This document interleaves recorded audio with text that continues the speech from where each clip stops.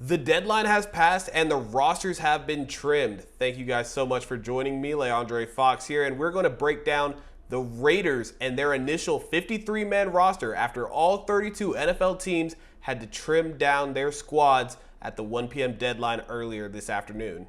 Now, there are a lot of factors that go into the decisions that are made when cutting the roster down to 53. Obviously, you want to keep the best players on your squad, but it's the NFL and everyone is extremely talented.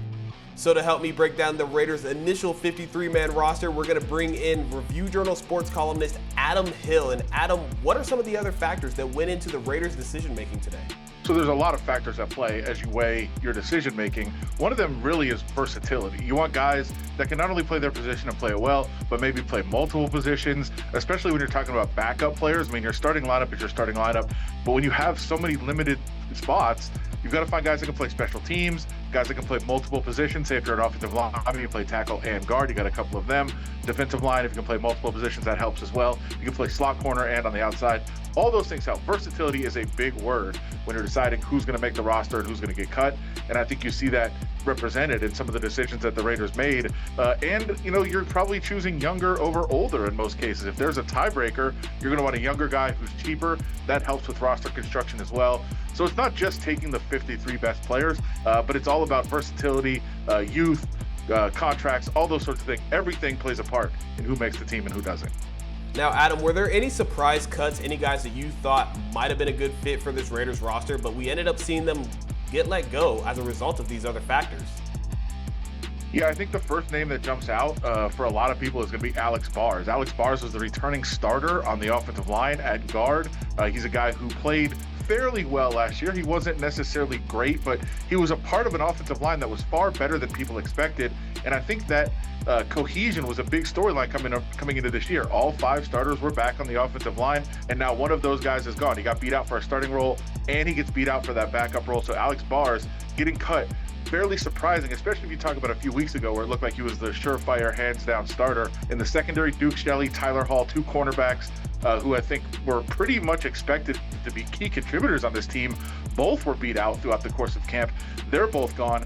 Neil Farrell, Matthew Butler, 2 defensive tackles who the Raiders drafted last season were supposed to make huge steps forward. They're both gone. Of course, Farrell traded to the Chiefs for a 6th-round pick before he was waived. Matthew Butler gets released. So those are some pretty surprising players to be gone. And Philip Dorsett, wide receiver, who's been with Josh McDaniels in the past, came out of that Patriot system very fast. He was beat out as well, as was Keelan Cole. Those are the biggest surprises that jump out.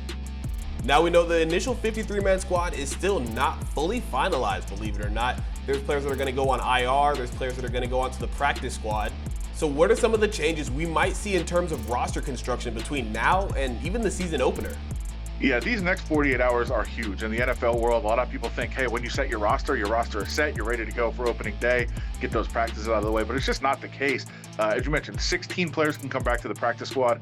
And the new rules from a couple years ago, 6 guys that have no restrictions. So the practice squad used to just be rookies and second-year players. Now you can have 6 guys that are veterans.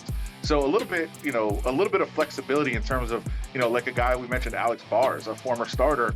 He could be a candidate to come back to the practice squad to be kind of on standby if you need him. And it's not just the practice squad. I mean, these original 53, that's a big deal, a big accomplishment for these players. But I think a lot of them on the roster bubble know, hey, if there's a guy on waivers out there that your team picks up, you could be gone tomorrow. If there's a trade that could be made, you could be gone. So a lot of moving around the next 48 hours. And then all the way up to week 1, as you mentioned, there could be some changes. But really, these next 48 hours are a time to watch with players moving all over the place. And especially those fringe roster guys could very much be celebrating right now and not be happy a day or 2 from now. So definitely developing story in terms of the Raiders roster. But right now, they're down to 53.